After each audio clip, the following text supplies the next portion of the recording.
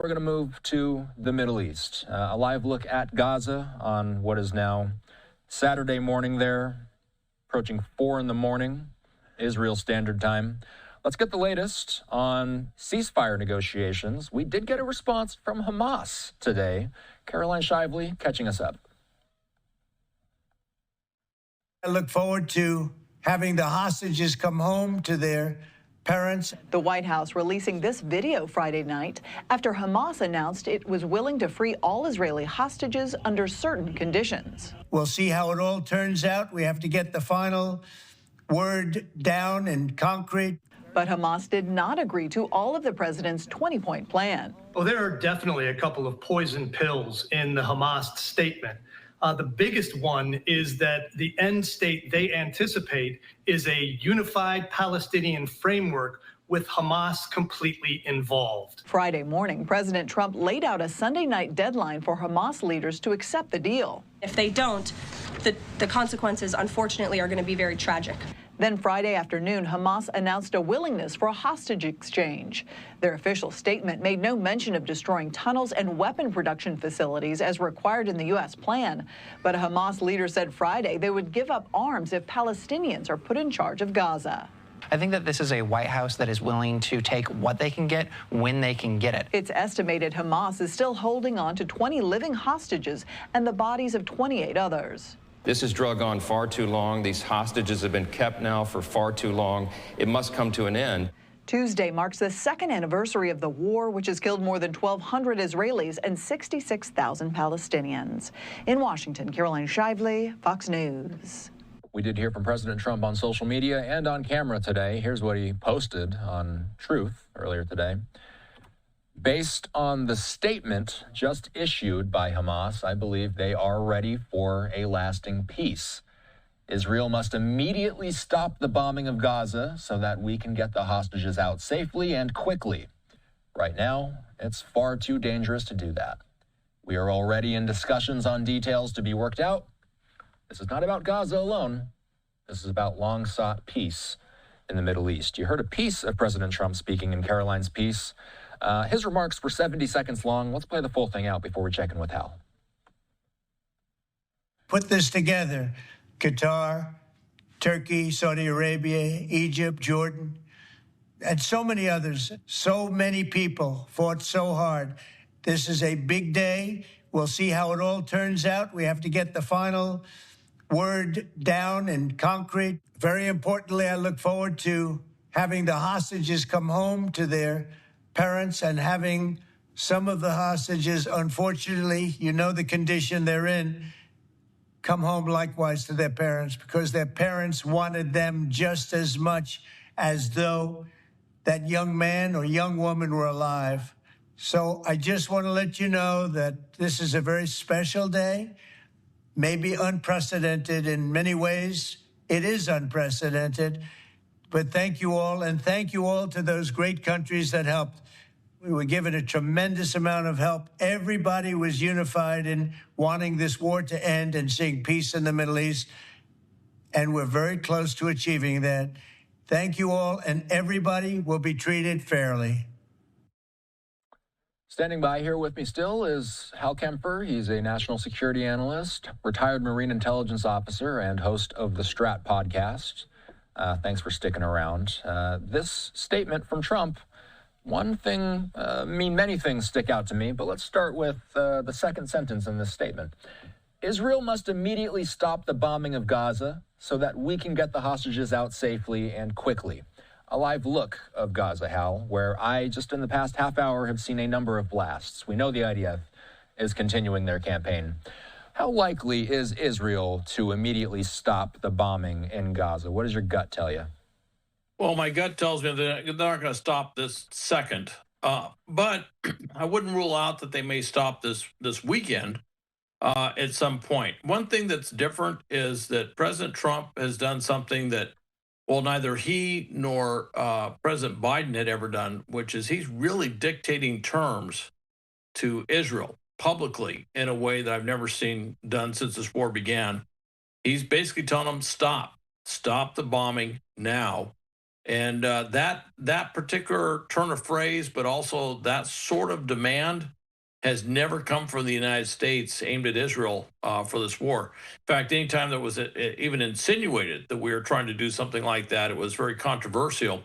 This one was direct, very direct. And there are some very serious issues that still have to be worked out. I mean, the Hamas has not agreed to disarm.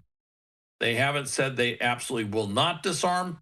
They have just not agreed to disarm. And that is a key component, is that they cease to be a military organization. You know, for going into this thing with the 20 points, this was sort of an existential event for Hamas, because it says they won't be part of the governance, and they won't be a military organization, and they're not to pose a terrorist threat, which, if you look at what Hamas is, that pretty much means there is no longer a Hamas. Now, what Hamas is saying is that they need to get together with the other militias.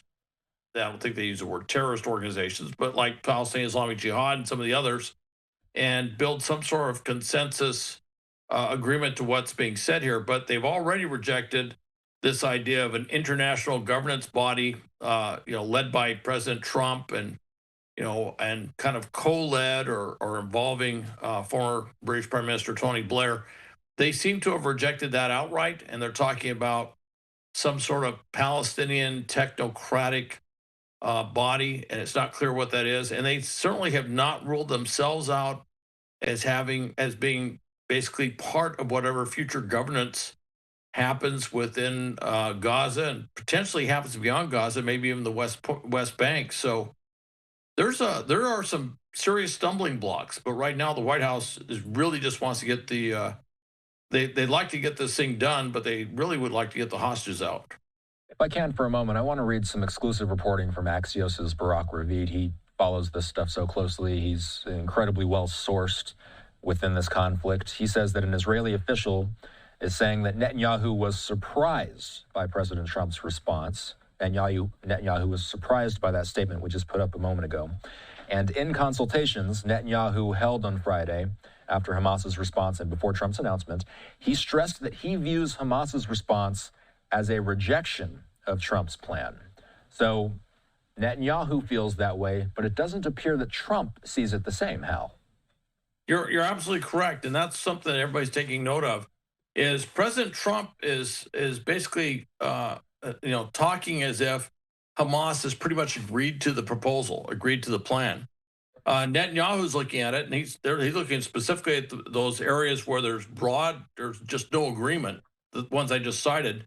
And he's coming out and saying, look, this looks like a Hamas rejection. And you have to remember, the day before, the head of the military wing, who is actually the head of Hamas in the Gaza Strip, had reportedly rejected the 20-point plan outright. So it's really the Qatar group, if you will, in Doha, that is kind of dealing with this, negotiation or whatever it is, trying to change it.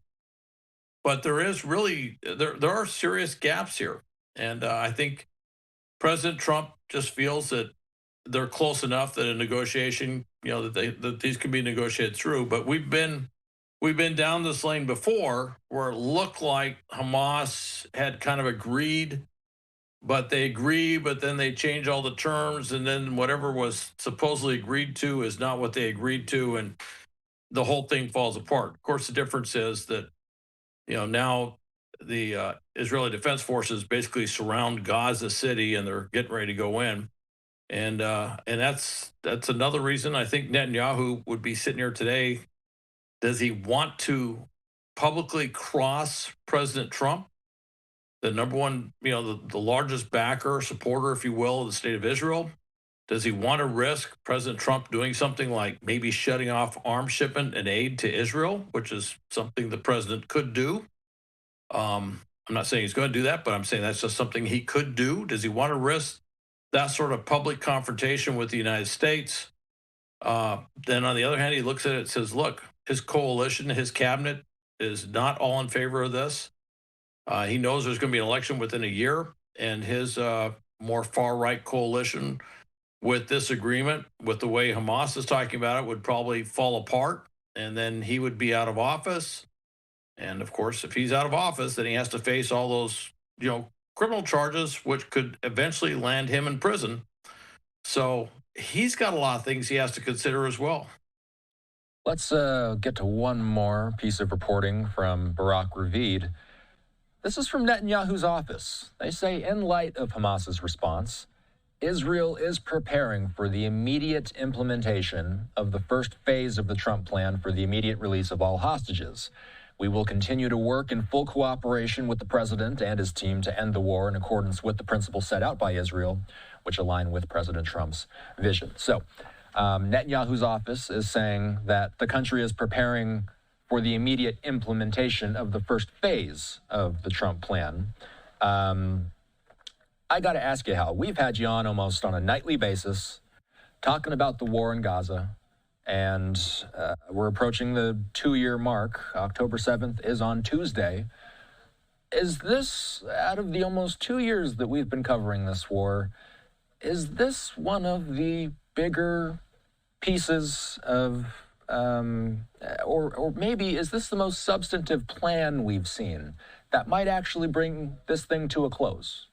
I think it is. I think it's for this plan and what Hamas is saying, even what Israel just is saying there, indicates that we're probably much further along than we are now. But let me just give you a scenario. Implement the first phase. Well, it depends on how you kind of define the first phase. The first phase would be, the release of the hostages and the Israeli Defense Forces start pulling back. All right, that's the end of the first phase. But then the part is, okay, what about the disarmament of Hamas and the other, armed militant wings? Well, if that phase doesn't happen, what does Israel do? And so, it could go right back into war fighting. Although if they get the hostages out, that'd be great. Now, it's supposed to be a 72-hour period where all the hostages and the remains of those hostages who are no longer alive are supposed to be repatriated back to Israel. And so maybe that's what they're looking at right now. And I would say that politically, if they can get the hostages out of there, that would be a huge success. And then they would look at how the implementation is going for the following phases. Everything I just said to you is something that Hamas is weighing as well, which is, could they give up whatever leverage they have with the hostages and then end up back in the same situation they are now, less the leverage of the hostages? All right. So it's in a very delicate phase. And I don't know which way this is going to go. And I imagine right now in Doha that there are some very, very intense negotiations and discussions taking place. And there's a lot of communication between the Israelis and Hamas trying to get to some sort of middle ground, if you will, from their various publicly stated positions, changing that to find some sort of amenable way that they can go forward. Fortunately, it happened right before we took the shot to air, but I did just see another blast within the past 30 seconds or so. Getting in some new reporting from Barak Ravid, again, exclusive reporting from Axios. He just sent this out within the past 5 minutes. He says, at the directive of the political echelon, the IDF will shift to defensive operations only in the Gaza Strip and will halt the operation to occupy Gaza City. Major development, Hal. That's a huge development. Okay, that tells you right there Netanyahu has made the decision to do exactly what President Trump asked him to do, which is to stop offensive operations. So that flash you saw may be one of the last flashes you see for a while, unless, of course, it's a flash in a defensive operation. But it sounds like they've made the decision to stop moving forward. I have to tell you, this is a international high wire act we're watching right now unfolding before us, getting all these parties to agree to something. And I have to tell you, over the weekend, we may find out what the actual governance structure of the day after is going to look like. Hamas is very much against having this international body, certainly, led by President Trump, as an interim government. On the other hand, I find it fascinating that they agreed to a Palestinian technocratic governing authority, because that's actually something that's been discussed not over the entire 2 years, but certainly over the last year and a half or more, is setting up some sort of, and I think the Israelis were actually pushing for that, was a Palestinian technocratic governance capability. Of course, everybody kind of looks to the Palestinian Authority, but the Palestinian Authority isn't really that technocratic capability that they would want. This is something that truly is beyond, I think, the capability of the Palestinian Authority to handle right now. And I think everyone agrees that the Palestinian Authority has to undergo vast revision and restructuring in order to do something like this. And they got to bring in a lot of talent that they just don't have in key leadership positions in order to pull something like this off. But it is interesting. I mean, this is you